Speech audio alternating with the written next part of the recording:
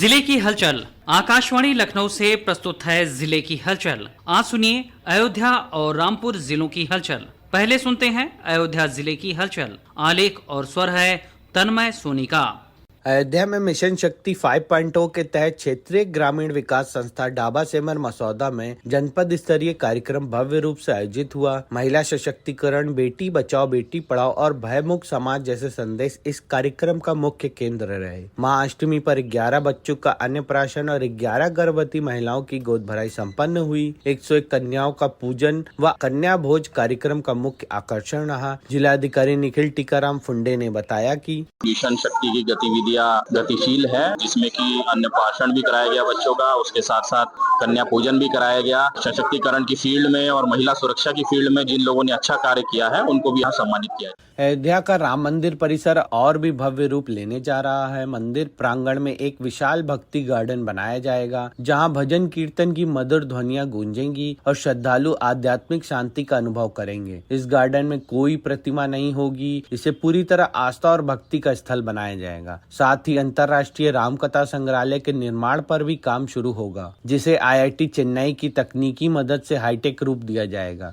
25 नवंबर को होने वाले ध्वजारोहण समारोह की तैयारियां अंतिम चरण में हैं, जिसमें 8 से 10 हजार विशेष अतिथि शामिल होंगे और मंदिर परिसर को लीनियर LED लाइटिंग से भव्य रूप दिया जाएगा। रामनगरी अयोध्या में विजयदशमी पर मां दुर्गा की भव्य शोभा यात्रा निकाली गई। GIC मैदान से शुरू होकर यह यात्रा फतेहगंज, सुभाष नगर और बजाजा चौक होते हुए निर्मली कुंड तक पहुंची, जहां जगह जगह भक्तों ने पुष्प वर्षा कर स्वागत किया। शहर में 200 से अधिक दुर्गा प्रतिमाओं का विसर्जन इसी शोभा यात्रा के माध्यम से हुआ। चौक पर फरवाही नृत्य ने श्रद्धालुओं का मन मोह लिया। सुरक्षा व्यवस्था को लेकर प्रशासन अलर्ट रहा। राज्यपाल आनंदीबेन पटेल ने अयोध्या के आचार्य नरेंद्र देव एवं कृषि प्रौद्योगिकी विश्वविद्यालय पहुंची, जहां उन्होंने विश्वविद्यालय के 27वें दीक्षांत समारोह में शिरकत की। इस अवसर पर राज्यपाल ने 28 मेधावी विद्यार्थियों को स्वर्ण पदक और 735 छात्र छात्राओं को उपाधि प्रदान की। कार्यक्रम के दौरान प्रगतिशील किसानों का सम्मान, आंगनबाड़ी कार्यकर्तियों को किट वितरण और कहानी लेखन, पेंटिंग तथा भाषण प्रतियोगिताओं में उत्कृष्ट प्रदर्शन करने वाले विद्यार्थियों को पुरस्कृत किया।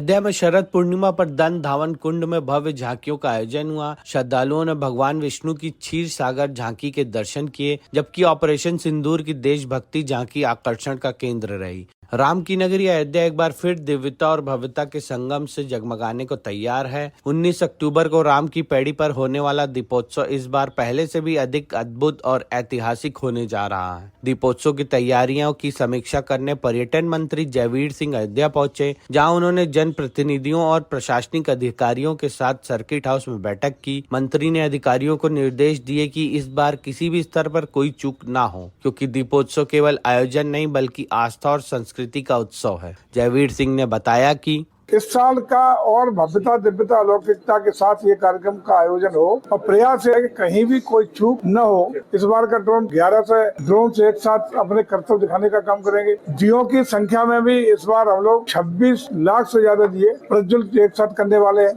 अयोध्या में एक भारत श्रेष्ठ भारत की अद्भुत मिसाल देखने को मिली, जब मुख्यमंत्री योगी आदित्यनाथ और केंद्रीय वित्त मंत्री निर्मला सीतारमण ने दक्षिण भारत के 3 संतों पुरंदर दास, अरुणाचला कविराय और त्यागराजा की प्रतिमाओं का अनावरण किया। इसी के साथ बृहस्पति कुंड का भी लोकार्पण हुआ। निर्मला सीतारमण ने कहा कि यह कार्य भगवान श्री राम की प्रेरणा से संभव हुआ है। उन्होंने बताया कि दक्षिण भारत के तीनों संत विषम परिस्थितियों में भी प्रभु श्री राम की भक्ति में लीन रहे। मुख्यमंत्री योगी आदित्यनाथ ने कहा कि श्री त्यागराज महास्वामी, श्री पुरंदर दास महास्वामी और श्री अरुणाचल कवि महास्वामी के सभी भक्तों, अनुयायियों को हृदय से बधाई देता हूं कि जो इन 3 पूज्य संतों की भावना थी और दक्षिण भारत में उन्होंने 15वीं सदी से 18वीं सदी तक श्री राम भक्त के प्रचार प्रसार के लिए अपना पूरा जीवन समर्पित किया, उनकी प्रतिमा उनके आराध्य के ही श्री चरणों में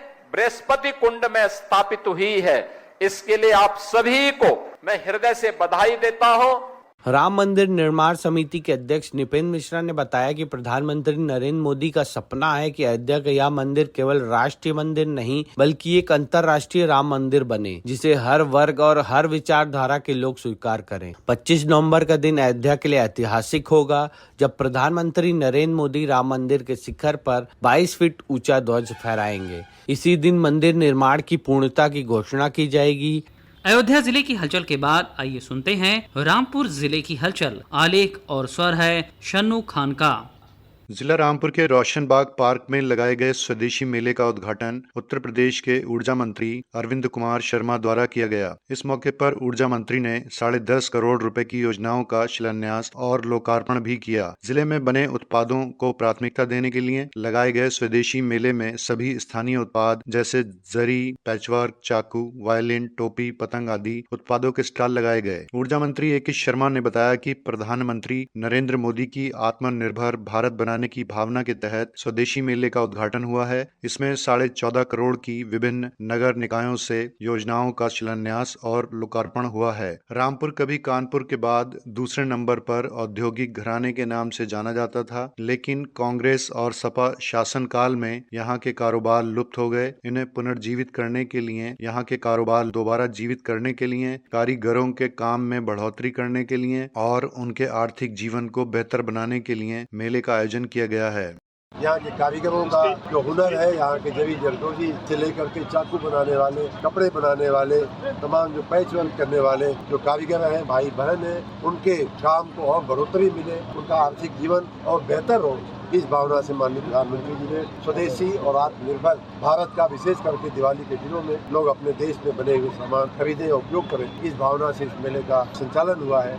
विश्व मानसिक स्वास्थ्य दिवस के मौके पर जिले में मानसिक स्वास्थ्य को बढ़ावा देने के मकसद से विद्यालयों में जागरूकता रैली का आयोजन किया गया। इस रैली का उद्देश्य लोगों को मेंटल हेल्थ के महत्व के बारे में जागरूक करना रहा। रैली को संबंधित विद्यालयों के प्रधानाध्यापक एवं स्पेशल एजुकेटर ने हरी झंडी दिखाकर रवाना किया। जूनियर हाई स्कूल लालपुर कला में रैली के कार्यक्रम को संबोधित करते हुए राम बहादुर गौतम ने कहा कि आजकल की भागदौड़ भरी जिंदगी में मेंटल हेल्थ को ठीक रखना एक गंभीर चुनौती बनकर उभरा है। इस मौके पर उन्होंने विद्यालय में बच्चों का ग्रुप बनाया जो समय समय पर विद्यालय के सभी बच्चों के मेंटल हेल्थ की जानकारी एकत्र करेगा। कुछ विद्यालयों में छात्रों द्वारा नुक्कड़ नाटक किया गया। इस नाटक में मानसिक स्वास्थ्य समस्याओं को समझने और उनका सामना करने के लिए जरूरी तरीकों के बारे में बताया गया। कार्यक्रम में छात्रों ने बढ़ चढ़कर भाग लिया। इसके साथ ही कुछ विद्यालयों में क्विज कंपटीशन भी आयोजित किया, जिसमें छात्रों ने काफी उत्साह के साथ प्रतिभाग किया।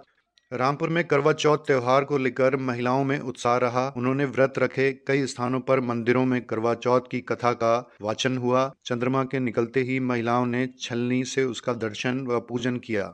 जिले में वाल्मीकि प्रकटोत्सव के उपलक्ष्य में भारतीय वाल्मीकि धर्म समाज भीम की ओर से विशाल एवं भव्य शोभा यात्रा निकाली गई। शोभा यात्रा का जगह जगह फूलों से स्वागत किया गया।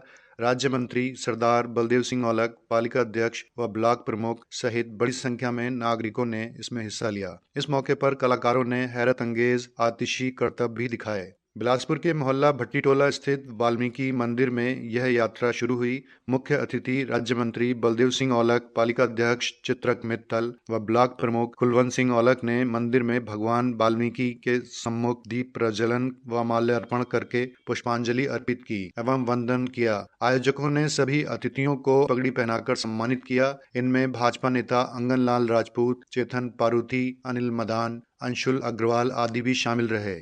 इसके बाद राज्य मंत्री व चेयरमैन ने फीता काटा। भावाधस भीम के राष्ट्रीय प्रमुख व धर्म गुरु वीरेश भीम अनार्य ने सुसज्जित डोले में विराजमान भगवान वाल्मीकि की प्रतिमा का पूजन किया और धूमधाम से शोभा यात्रा की शुरुआत की। झांकी कलाकारों ने नृत्य व करतबों से दर्शकों का मन मोह लिया। यात्रा में उत्साही युवा जयकारे लगा रहे थे। श्रद्धालुओं ने जगह जगह फूल बरसाए व जलपान वितरण किया। भगवान वाल्मीकि के दर्शन कर प्रसाद पाने की भी होड़ लगी रही। जिले में पूर्व जिला पंचायत अध्यक्ष हाफिज अब्दुल सलाम ने सभी के सहयोग से इकट्ठा की गई 3 लाख रुपए की धनराशि पंजाब के बाढ़ पीड़ितों के लिए भेजी है। सिख समाज के एक प्रतिनिधि मंडल ने इस राशि को पंजाब में जाकर वितरित किया। इससे पूर्व सभी ने बैठक कर पंजाब के बाढ़ पीड़ितों के हालात पर चर्चा की और नागरिकों से अधिकाधिक सहयोग करने का आग्रह किया। ये था आकाशवाणी लखनऊ के क्षेत्रीय समाचार एकांश द्वारा प्रस्तुत जिले की हलचल का आज का अंक।